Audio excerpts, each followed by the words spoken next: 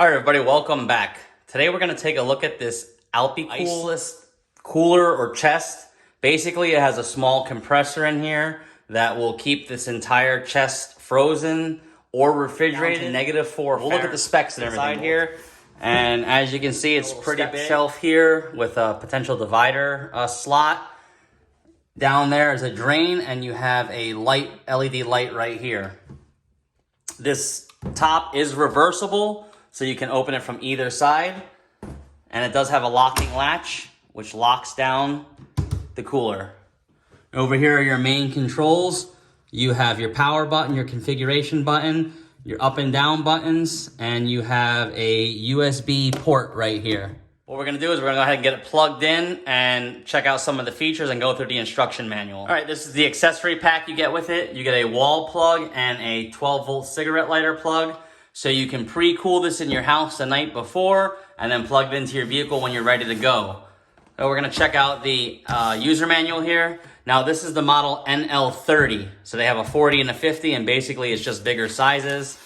We'll go through here, and we have some of the instruction manuals, the warnings here. How to switch out the lid here. It tells you about the sealing unit, the product features. It's a high efficiency compressor. Then you have battery protection mode here. It tells you when it cuts in and out.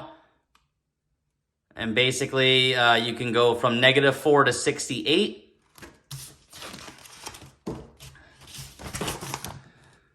And that's the temperatures for your various type of foods and products. Cleaning and defrosting. Basically, defrost is to pull that plug out, let the water drain.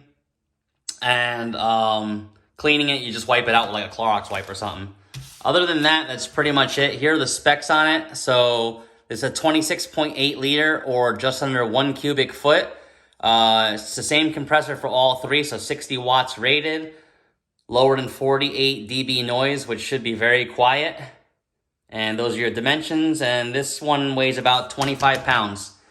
So what we're gonna do is we're gonna get it hooked up to a battery box just to check the wattage out on this. All right, this is where you plug it in, and it has a fuse spot here. It takes a standard blade size automotive screw.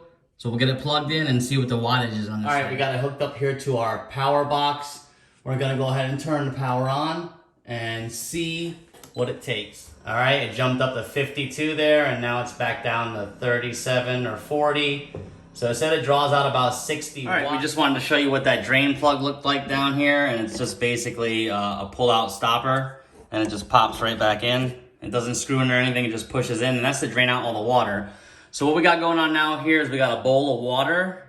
We're gonna stick a thermometer probe in there, and then stick a thermometer probe in the ambient area, and we're gonna run this and see how long it takes to freeze and get down to temperature, and how accurate it is. All right, we got one probe in the bowl of water and one probe sitting in the ambient air, and as you can see, they're almost the same temperature. All right, it's running about 20 minutes now. As you can see, the ambient air temperature on top is 63.7, and the water bowl is 77.1.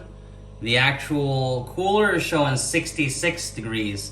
So it's off by a couple degrees, which is fine because the cooler is probably sampling from the sidewall, and this thermometer is suspended in the air. So 2.5 degree difference is acceptable for that.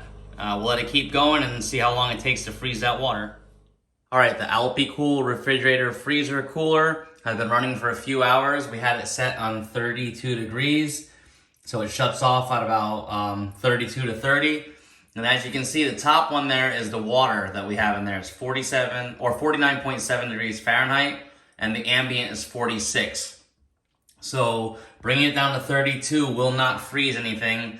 So we're gonna lower it a little bit more, probably 5 degrees every time, and see if we can get this down to freezing. All right, it's been running for a few hours. We got it down to -4 here. We found out that about 32 degrees is where you wanna keep it, between 32 and 40 degrees for refrigeration, and about 0 degrees for freezing. So we're gonna open it up and check that water bowl and see if it froze. All right, the water bowl is frozen. So it will freeze water, no doubt.